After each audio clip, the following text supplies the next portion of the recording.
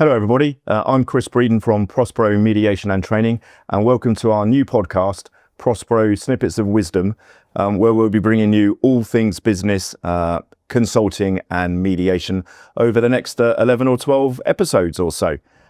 So without further ado, I'd like to introduce Margaret Baxter from Norcroft Clarity, and we're going to chat to Margaret about her life, her business, and all things civil service, I suspect. So, Margaret, welcome. Thank you. Thank you for inviting me here today. I'm looking forward to it. Absolute pleasure. Right, okay, so my first question is, you spent many years in the civil service. I've picked that up from your LinkedIn posts. Yes. What kind of work were you doing, and what did those environments teach you about people, systems and emotional truth? Oh gosh, well, it taught me a lot over a 37-year career. I started off as a clerical officer in Doncaster VAT office. I got married and I went to Leeds, and I spent the first 5 years there again as a clerical officer, and then I moved to Leeds Bradford Airport and I went into the freight shed, well, in the office, the EPU we used to call it, the entry processing unit. It was such a great crowd there. They got up to lots of silly things. I mean, the airside staff had a lot of time on their hands, even though they had background jobs. One of the things that used to happen is that the manager used to sit upstairs in the terminal. So it was probably half a kilometre away from us. And the only way that half of them could tell what was going on in the business was by looking at his in-tray. So every time the post came, they would go through all the internal post to see what was going on. Well, of course, I was much younger then, and I was absolutely shocked that you would go through somebody else's mail and then put it back in the communal pigeonholes. They did have warning, though, because when he came down, it was as regular as clockwork. It come down about 1 o'clock before the shift changed at 2. And you'd always hear the baggage door bang shut, and then the inner door into the general office. It shocked me he did that. And when I queried it, they said, oh, it's the only way we get to know what's going on around here. To be honest, I don't think they learnt a great deal, because anything meaty used to come staff in confidence or private or personal in confidence and things like that. And they were the ones that were still being opened up to find out what was going on, yes? No, they didn't do that. No, they weren't steaming the kettle. It opened with the kettle, no. So what did that teach you about management in those early days? Because you're clearly still quite young.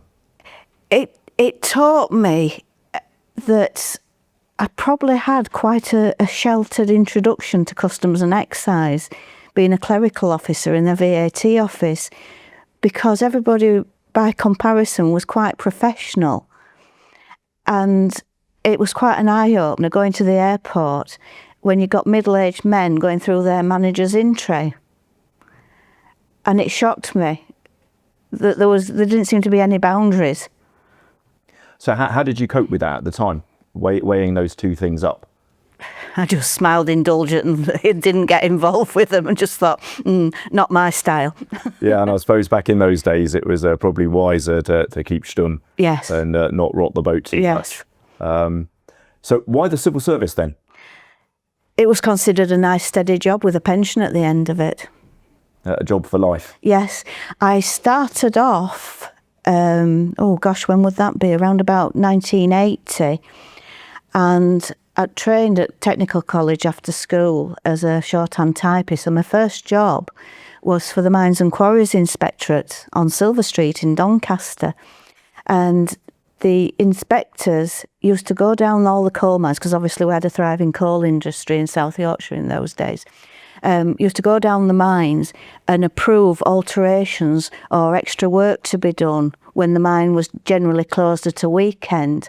And they had to approve it, and my job was to type up the licenses for the pits, allowing them to put the supports up and the struts up, maybe to explode a new seam and things like that. And as I say, they had a licence, and that was my job. When the inspectors had been out to inspect, they would draft it out in rough, and then I would type it up on thick grey-blue paper, really good quality stuff, with an impression of the, I suppose you'd call it the shield or the badge of the Mines and Quarries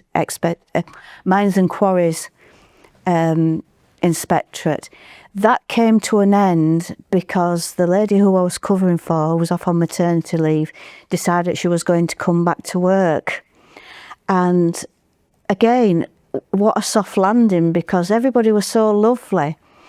And they obviously took to me because the regional head office in Sheffield, the overall manager there, I remember him, Mr. Jones, I was invited over, and he even picked me up from the railway station, took me to the office, and he drilled me one hot summer's afternoon in interview process to go for another civil service job, which he knew was coming up in customs and excise.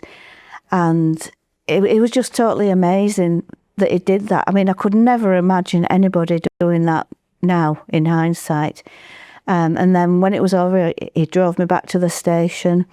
Eventually, I think it was about early autumn, I went for the interview and I got it. And the rest is history. That transfer then into the airport, that was your first sort of step into customs and excise? The VAT office at Doncaster, on Cleveland Street in Doncaster, that was my first step into customs and excise.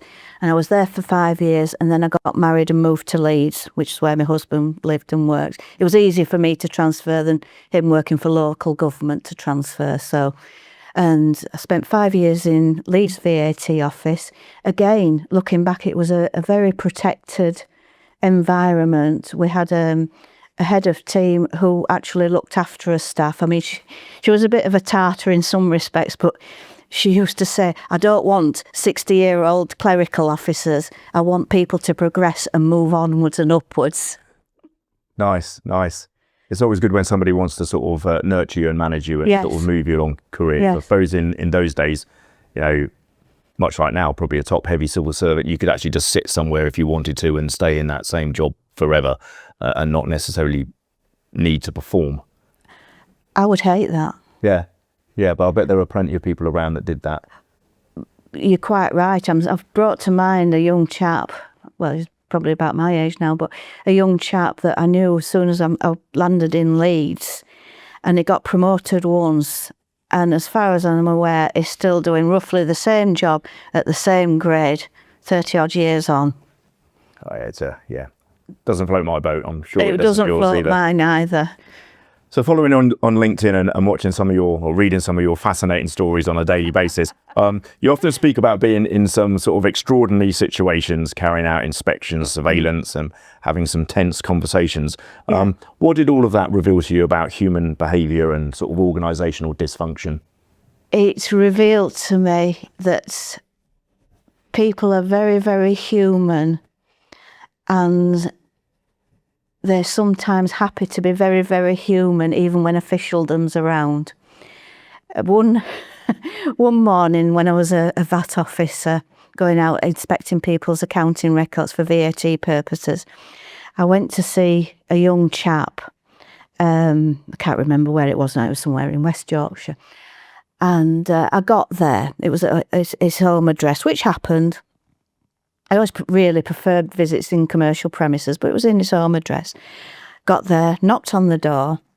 He came to the door, and it was only a little entrance hall. He guided me to the left to go through the front room. I've got a workshop out the back in the back garden. I think he mended computers. All right, fine. Stepped into the front room. I have never seen a front room so packed with furniture and bodies.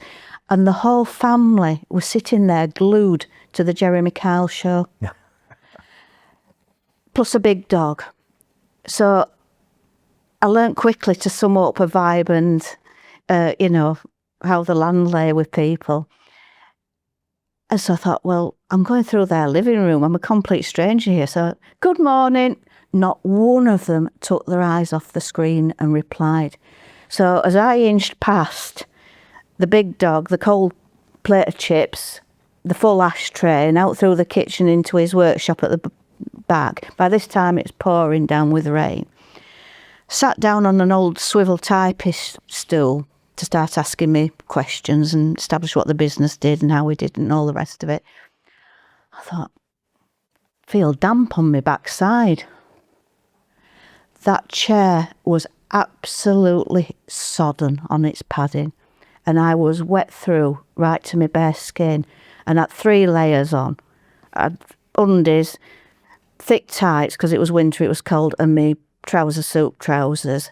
I had to go home and get changed after I'd inched my way back through this front room with them all watching the television still.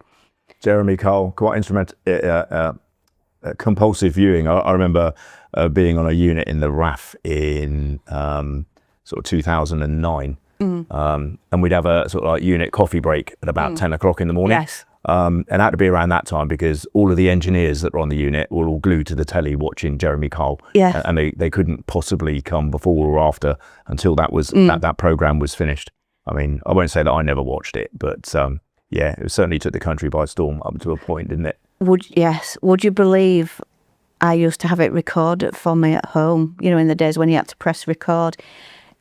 I know Jeremy Cole is very controversial these days, especially after how the show ended with that poor chap taking his life.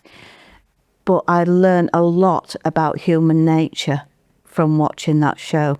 Yeah. I mean, I don't know about you. I like people watching. I like watching reality TV as well because yes, and it's great. Not because I'm a big reality TV fan, but being in the sort of business that I'm in, it's great watching people in those sort of confrontational situations where their character really comes out, and you sit and think like, oh, you know, what would I do now if I was managing these two people in this situation? And it's always good for teaching you that. Yes. I think I became first acquainted with reality TV. I went on an exercise in 1995, I think it was, and we had to fly over and start off in Norfolk, Virginia, in the United States. And we stayed in a hotel on Virginia Beach before we set sail with the US Navy. And we were sat there one morning, and it was Jeremy Springer. Oh, and that was yes. the first time any of us had seen anything like that. And it was when Springer had that sort of good show. And we were all like, wow, this is really weird and strange, but compulsive. Way before, when Springer, it went really mad, and it all just sort of deteriorated. But I remember, watching it then thinking, like, this will never catch on in the UK. We're all far too straight-laced to it did. It did massively, didn't it? Yes. So looking back at all your experiences, yes. Were there any moments that shaped your instinct for emotional clarity and that ability to see what's really happening beneath people's performance? Yes, I think there were. I mean, I'll speak from my own experience. Around about 2010 and 2011, I went to work for a team in Bradford. Looking back, I shouldn't have gone. But, and I'm going to touch on a subject that I don't want anybody to be embarrassed about, but at that time, the menopause hit. I got a diverse team who all seemed to think they know best. I had a colleague who his sole mission in life was to undermine me. I had a manager who, well, he was based in York, so it's a bit like having outside toilets 5 miles away. He was no good. He wasn't there. He dropped in about every other week. And I ended up imploding with depression. And it was horrible. It really was awful. And the manager was no good. How can I put it? It was very procedural. There was no empathy there with him. He got his tick boxes, and by golly, he was going to put a cross or a tick in those boxes. And I recall having a meeting with him because I'd just come back after trying yet another type of medication that hadn't really worked. And how I didn't shake him warmly by the neck, I don't know. But he looked at my sick notes and said, oh, yes, he said, Dr. Bloggs, he said, my wife knows him, because apparently his wife worked in the National Health Service. Oh, yes, he gives sick notes out like confetti. And I just looked at him and I just thought, oh, forget it, Margaret. get out of here. As luck would have it, I actually went to the union in the end, and I don't normally trouble the union. And the big boss sorted him out, and I moved on after that. And that's when I became what they called an attendance champion. It was a new role they were setting up through the department. And having gone through that period of depression, I was supporting managers who were managing their team's sick absences and frequent short-term absences.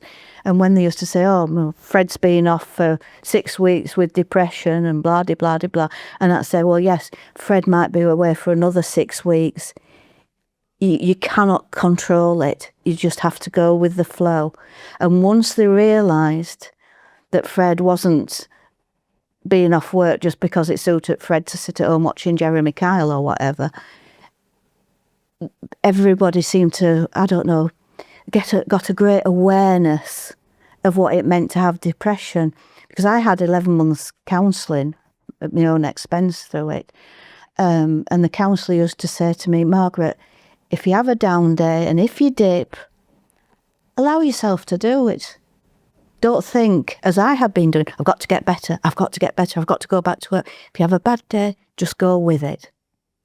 And that was the point when I started to get well again and felt fit to go back to work. And that's what I used to say to managers with their staff who were off with stress and depression. Let them go with the flow. Obviously, you can follow the procedure, but you've got a lot of leeway within that procedure for managing that absence. And that I learnt a lot during those 3 years that I did that job. So do you think there's been a seafold evolution in the way organisations like the civil service, but those organisations you work with now in your own business, how they approach sickness like depression, etc.? Some are better than others. I think there's still a lot out there that if people haven't suffered from depression, they don't understand it. They're still of the thought process of get a grip and get over it. And it's not like that. I find a lot in my dealings with people that are in conflict, there's something going on at work, some people have fallen out, that invariably, pretty quickly as well, what happens is one or both of the participants end up going sick. Yes. They get a sick note either for anxiety, depression, stress, all sort of linked together in that bit. And how that is managed by the HR system, I think like you just said, some are really good and some are really bad, and I've been called into mediations where people going off sick with stress because of a confrontation at work has been treated with a very large eyebrow of you've just built this card to make the other person look bad. To other people, normally people themselves who are managers themselves who've been in conflict at some time in their past, they understand the stress that sort of conflict puts on people. And it is difficult to go to work when you're in that sort of situation, especially if it's being managed badly. But like you just said there, I find some organisations are really good, some are really bad, and the bulk are somewhere in between. A real sort of lack of training and support in the organisation to help people in those situations.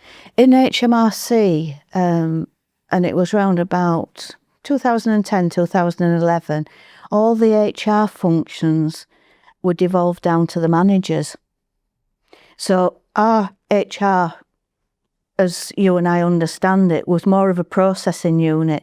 They would set people up with the pay and the national, not the national insurance number, but they did all the processing functions, pensions, allocating annual leave, that kind of thing. But everything else, the day-to-day HR, whether it was dealing with sick absence, capability, or whatever the issue was with managing the staff, that all came down to the individual managers, and that was my role, along with another part of a national team.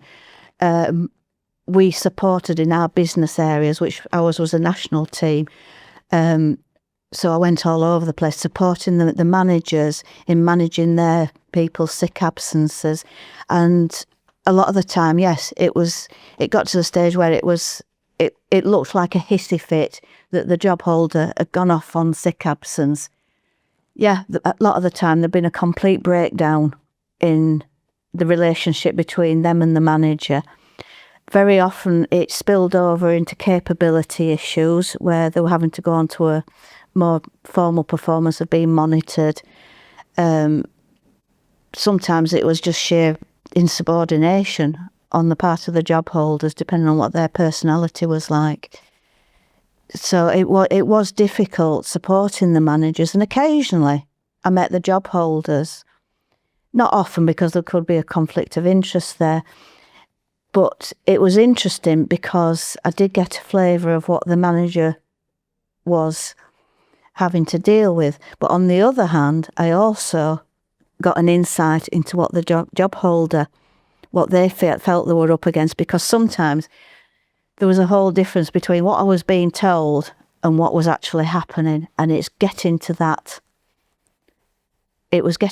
nub of what was really going on in a situation. And once you decided what was going on and confirmed what was going on, then you could move forward. Yeah, I suppose for the managers in that situation, they're not getting the training. No, they're not. Other than the ability to put out a spreadsheet, etc. Yes. But that human understanding of what is going on is often missed, because it's not what the managers are employed to do in the first place. It's an additional task, and then conflict tends to be poorly managed if people haven't been given any training in it. So what instances, if any, in those days did the civil service, etc., use for mediation and conflict management in a formal sense? They didn't. It was like a lot of large organisations whereby situations between staff and managers, or even staff on staff, almost got out of hand before anything would be done. And it usually got out of hand by one of the parties going off on sick leave.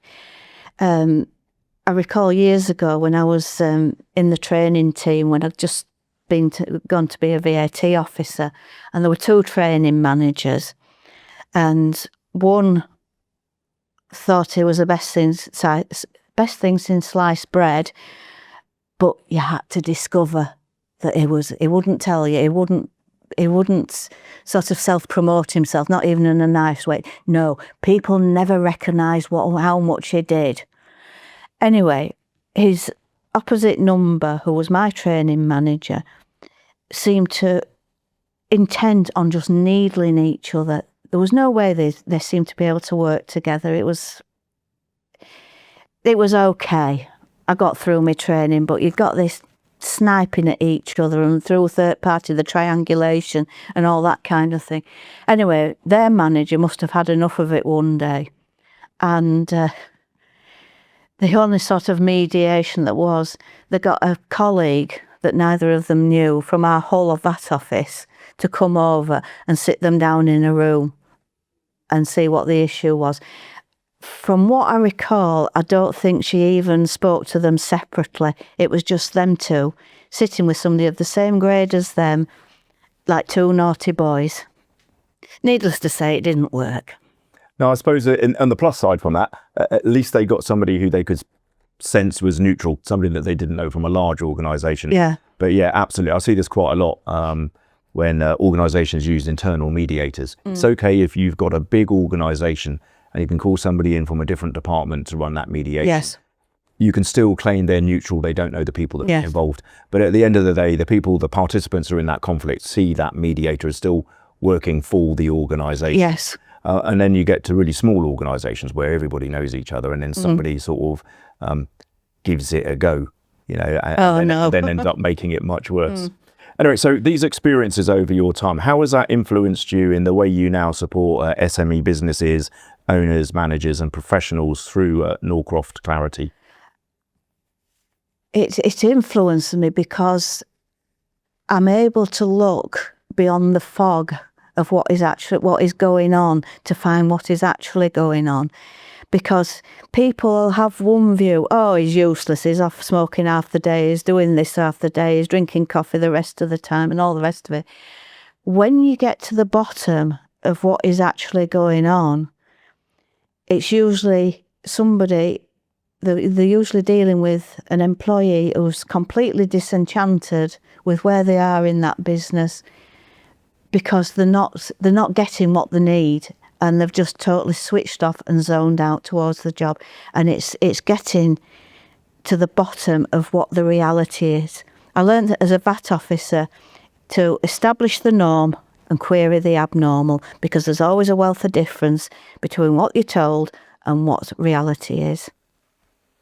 And of course, when you're speaking to people, just the way the brain works, they have their version of what is going on. That's absolute cast iron truth. And then you speak to the other person and they have their version of absolutely what is going on, the cast iron truth. And often there's a chasm between that you're trying to bridge in a way that's not going to upset either of them, and trying to bring them together to understand that, your perception of reality is just your perception of reality, the way your brain has stored things, and getting people to understand that there is another perception that might not agree with yours, but that is equally valid. It is a sort of first step along that process. Yes. With Norcroft Clarity, I'm not so much dealing with both parties because I see a conflict of interest. My client, unless I'm called in by a company who obviously doesn't know what to do with their job holder, but my approach is the actual job holder who is worn out and worn down emotionally by workplace quirkiness, the things that are keeping them awake at 3:30 in the morning. And I get them to talk me through in great detail, and I help them to see a situation for what it is, whether it be quirky personalities that they're having to deal with on a daily basis, to the downright objectionable. I do not help people plan their escape routes. That's up to them if they want to move on into another job role. I help them to see workplace nonsense for the twaddle it is, and to be able to then cope with it and hopefully fall in love with their job role again without having to move on. And very often without even going off sick or the manager even knowing that they've got a problem, just that they can slot back into the team, carry on, and see that when Fred Smith's standing on the desk shouting his head off again, that zone out, leave him alone, it doesn't affect me. And it must be good for you to see that sort of weight of the world lifted off these people's shoulders. Yes, that's exactly it. And they become to feel sort of re-engaged with the business. Yes, yes. So why Norcroft Clarity? What made you leave the civil service and set yourself up? I'd had enough in the civil service. I'd done 37 years and I was exhausted, mentally and physically exhausted. My last year in the civil service, I was a fact finder for internal grievances. And that meant I was travelling all over the country because of the business area that we were in, which was what we used to call SME, small and medium enterprises. And they dealt with all the tax for the small and medium businesses over the country. So I was travelling all over the country. It got to the point that I was nearly paying council tax in London. I was down there that often.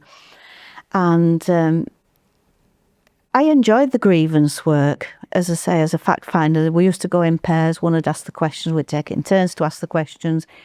The other person would make the notes and all the rest of it. And then it would go to a decision maker. Again, we saw all sorts of human nature. It was an extension of supporting managers with their sick absences.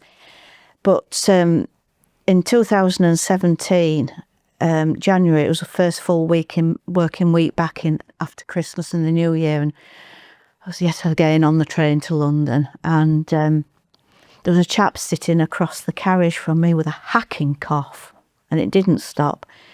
I remember thinking to myself, if I don't come down with that, it'll be a miracle. Of course, I came down with it, didn't I? I'd also applied and been approved to take partial retirement from the 1st of March that year to work 3 days a week. Because at that time, my husband and I had got a static caravan at the East Coast, and we got 2 little dogs the year before. And I thought, no, I want to enjoy this while we've got our health and, we can do things, They've had the best of me. I'm going to do something for me now. Anyway, whilst I'm in bed in January, nursing this flu, I just thought, why don't I just get out? So that's what I did. I got out. And the Norcroft, it comes from the street where the factory was, where my dad worked in Bradford as a child, and he worked in the building that made ladies' clothes for Marks and Spencer's. So, and it's still there. Not the building's still there, and I think it's still occupied, but it doesn't manufacture clothes for Marks and Spencer's again anymore. I don't know what it does now, but it was just Norcroft. I had many happy hours riding up and down in the gooders lift. Usually when the staff were on Bradford holiday weeks in the first 2 weeks of August, when my dad was there doing maintenance and accepting deliveries and things like that. So that's how I've kept Dad's Street alive. So I suppose every time you look at your business name or you introduce yourself, they've got that little that connection back to the past. That's lovely. That's lovely. So in sort of roundabout terms then, what would you describe what it is you do that is different from a standard HR consultant, and what sort of people you're targeting? The kind of people I'm targeting are professionals of all levels who are worn down and worn out by workplace dynamics. I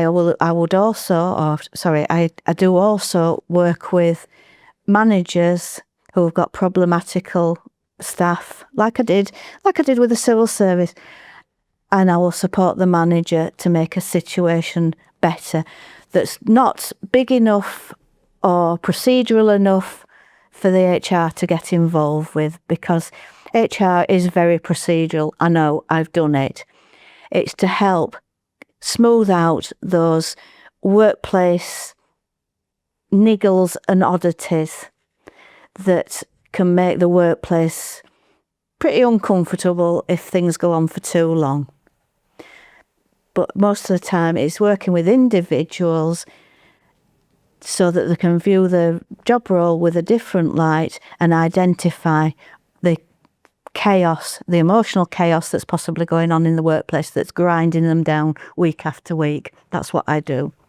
So who would normally engage you then? So if I was a manager working for, I don't know, Smith & Jones, Yes. Inc., and I was having that sort of problem that you've described with an employee, etc., would I engage you myself, or would I get somebody from HR or the organisation to engage you? You will get if we're talking about a small medium enterprise, you would get your manager, the person who was allowed to sign the checks and engage me to set me on. They will be the principal. You would be the person who's requiring the service for Samantha, but it's the person who's paying the bill who would set me on. Got it. Yeah, much the same way that I'd do a mediation. Yes. It would be somebody, like you say, who's got the authority to sign off the check. Yes. To get you in, rather. But if I was somebody, let's say, I didn't think I was going to get that level of support, or I'm a really small business, I don't know, a 5-man estate agent office. Would you expect that? Would I be able to phone you up as Chris Breeden? Yes, of course you could. And say, if my manager had said, we're not paying for that. Yes, if you were happy to stand the cost of it yourself, yes, I would highly recommend it. If it made my client's life happier and easier and helped them to continue to work in the same organisation, which most of the time they do enjoy, then, as I say, I don't help people plan escape routes. So you mentioned there that you generally help managers deal with the situation, etc. Do you ever do it just for the employee? So if an employee's got a difficult manager, yes. I suppose that might be difficult for the employee. But I would expect the individual to come to me in a private capacity and not involve their employer whatsoever. Right. And I suppose, that's all on a bound round in the confidential aspect. Yes. Yes. And how far do you travel to do this? I travel throughout Yorkshire, but I also do quite a bit by Zoom as well. I really do like to meet the person that I'm helping, because I think you can get a better idea of what their personality is like when you meet him face to face, even if it's just once over a cup of coffee in Cafe Nero or wherever. Obviously, if they're in Southampton, that's not possible. We have to do Zoom. But going back to my old officer days, spend the first few minutes chatting and just getting to know the person and how they think and being able to see their thought processes and how that works. Yeah, building up that rapport is sort of key in any of those relationships where you're helping people Yes. with a sort of dysfunctional organisation or a breakdown in communication. Yes. Rather than, I see sometimes some new mediators, they just jump straight in of, hi, we're here for the mediation, tell me what's going on, as opposed to sort of putting that person at ease, because you're a complete stranger as well. And there's always, you've got to build up that rapport and get that level of trust, haven't you, before you then gently ease into that. And I'm with you. Sometimes it works over Zoom. Yes. If you've got a long way to go. Yes. And sometimes for the ease of the people you're dealing with, an organisation. I've got a mediation coming up in the next couple of weeks where just ease for them is do the individual meetings over Zoom, set apart by a couple of days. Yes. And then we meet together in their location for the joint meeting. Yes. It's whatever's easiest for the people, really, isn't it? Because that puts them at ease. Yes. Rather than sort of that worry. I learned as a VAT officer, I used to learn more in the first 15 minutes of walking in and meeting a business owner. And I would be getting my pens and pencils, my calculator out of my briefcase, and I'd say, oh, how's the business going then? And they didn't think I was listening to the reply, but I was, and I learnt more in those few minutes when they thought I wasn't paying much attention. And that's where I learnt, put people at their ease. They can see that I'm a chatty person. I'm not there to bear down on them or criticise them or anything else like that. And the number of people have said to me, business owners that say to me when I left, oh, it's been a lot better than I thought it would. So it's me you're dealing with. You know. Imagine that terror of the VAT officer coming to have a quick chat and screw through the business. Some of them were humorless. Some of my colleagues were humorless and no conversation. Just treat them as normal human beings. And I think in, nearly 20 years of being a VAT officer, I probably only got really 2-3 really objectionable people, which is not bad going. Not at all. Like I've said a few times, I've followed what you post on LinkedIn. Yeah. And I just love the stories that you put out and all the various names that you've put for people. So yes. I want to know, what was your inspiration for tackling that subject in that way that's got a lot of truth and validity behind it, but is also quite humorous? It was last April. I mean, I've always loved irony and satire and all that kind of thing. But it was last April and I'd gone to the dentist and I was a bit early and I was sitting in the changing room. I was sitting there in the waiting room and a young woman came in and she got a takeaway coffee in the dentist, not from the dentist, she brought it in with her, that was size of a small vase that could have been a centrepiece on a sideboard. And she was waiting for it to be her turn. And she kept drinking this coffee. And there was this deep red lipstick round the lid where she was drinking from. And I thought, that poor dentist is just as well they wear masks. I couldn't get my head round why somebody would drink a takeaway coffee when they were due at the dentist. Most people might not find that amusing, but I did. Needless to say, when she was called into the room, she was only in 2 minutes and she came out. She didn't even have time to sit down, so goodness knows what had gone on between them.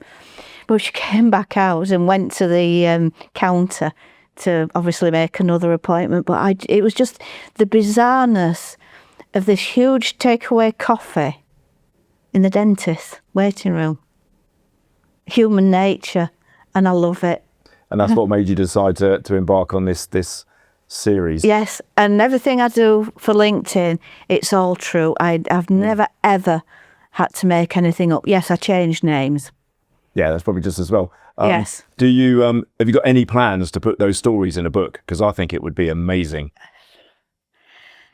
I've no plans, but it's a thought for the future.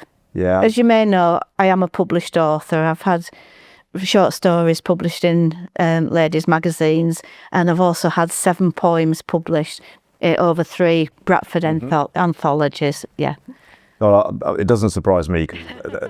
Your posts when you go onto the office stereotype in a particular way, they're just fascinating, and they are really good. And I think every time I read one, I can, apart from the cartoon that you've got there, I can picture somebody like that. Yes. And I know who it is you're talking about. Yes. So what is your, I mean, you wrote one the other day about, I can't remember what his name was, but about the person had a perennial cold, big roll of Kim wipe on the desk with the crackling handkerchief. Oh, and yes. As soon as I read that, I could hear it.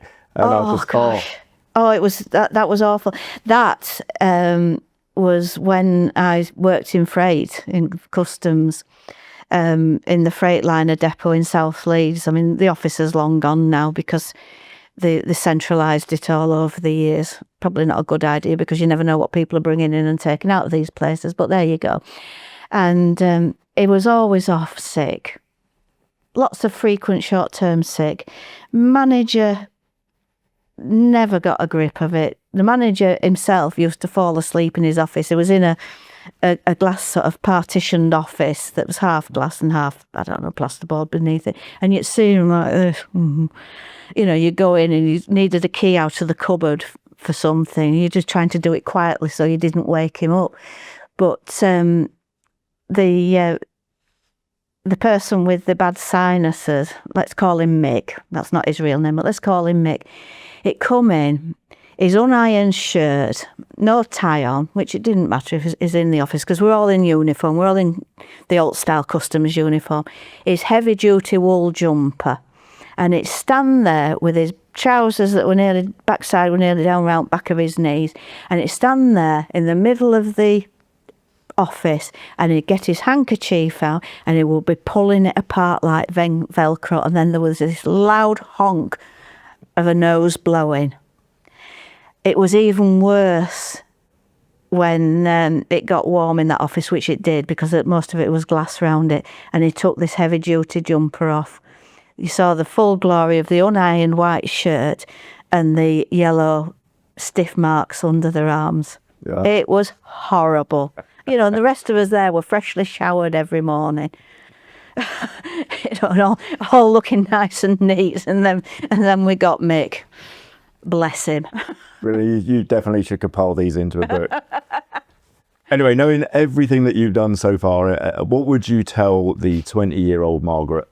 What would I tell the 20-year-old Margaret? I would tell the 20-year-old Margaret to sit back and observe before saying anything. That's really, really good advice. Yeah, it's probably something one of the many things I tell my 20-year-old self as well. Yeah, rather than jump straight in. So did you used to jump straight in? Not in a bad way. I think I was more prone to being a young person who would make more quick, snap decisions about things or make my mind up about things quicker than I do now. Now, I like to observe and let a scene unfold. Yeah.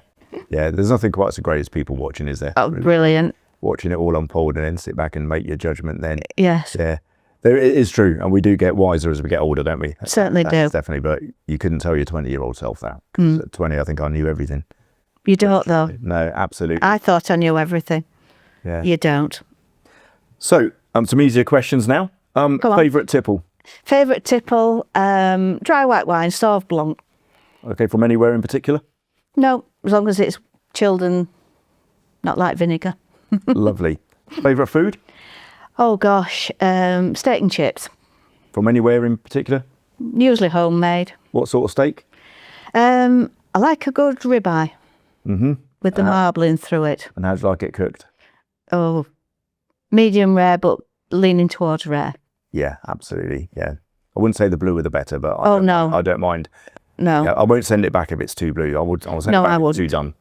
Yes, I would too. No, I don't want to be able to slap its backside and bring it to life. Yeah, maybe I'm a little bit up from that, but yeah. Cool. I think I already know the answer to this. Cats or dogs? Dogs. Okay, so you've got, how many, you said 2 dogs? 2 dogs, Frank and Ernest. Frank and Ernest. Yes, 2 Lhasa Apsos, the brothers from the same mother, same litter, bone idle, but that's typical of the breed, and you're grateful when you've had a week of wet weather like we had last week. I've got a little dog, my own dog. Tracy's got Puck, her own dog, and Pug and Tracy formed a real bond when I went on my first tour in Afghanistan. So I came back, and a couple of tours later, I got my own dog, Bomber, call him, and he's half Lhasa Apso. Yes. Half Lhasa and Yorkie. That's a nice combination. Yeah, he's always up for a walk. Yes, Yeah, well, that's the terrier in him. He could walk forever. He has got a bit of terrier in him. You know, he's a lovely little dog, but there's just that 10% of when another dog comes up, you don't know what you're going to get. So sometimes, and he's got a great sort of, I would call it his ambush technique. You know, his little tail's wagging, he wants to come over and say hello, and then with about 2 sniffs later, he's up and he's going for it. But outside of that, he's just fantastic. Frank and Ernest's best friend is get this, a ridgeless ridgeback called Diesel. A ridgeless ridgeback? Yes, called Diesel. And he's the biggest softy you're ever likely to come across. And our two don't flinch when he walks over them, because obviously it's so big, he can just walk straight over them and not touch them. Lovely, lovely. So, if people watching this podcast want to get hold of you, what's the best way of doing that? Via email at, let me think what it is, norcroftclarity@gmail.co.uk. I am also on LinkedIn under Margaret Baxter, Norcroft Clarity. Okay, do you have a website? No. Purposely, I don't have a website because I prefer word of mouth. Yeah, I mean, I've got to say I've got a great website, but I don't know whether everybody needs to have a website. If you've got LinkedIn and an email address and people are looking for a particular thing, it's always going to be found on Google. So that's good. I'm sure I can be. Absolutely. Yes. Well, thank you very much for coming along today. It's been really good. I'm looking forward to it. I think I've deliberately not read your post this morning on the way up. So I look forward to following you again on LinkedIn and having a great chat. So thank you very much for coming along. And thank you for asking me. It's been brilliant. Brilliant. Thank you. Thank you.